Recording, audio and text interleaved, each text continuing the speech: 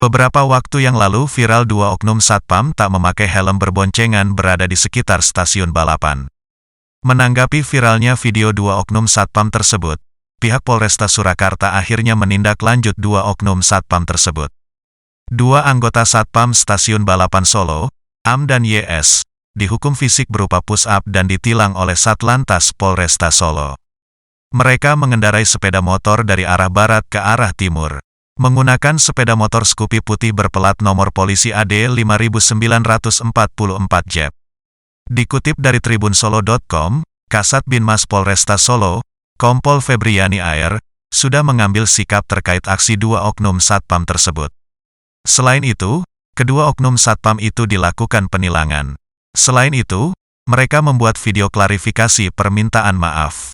Kasat Binmas Polresta Solo menghimbau kepada seluruh personel satpam untuk menjaga nilai luhur dan kedisiplinan.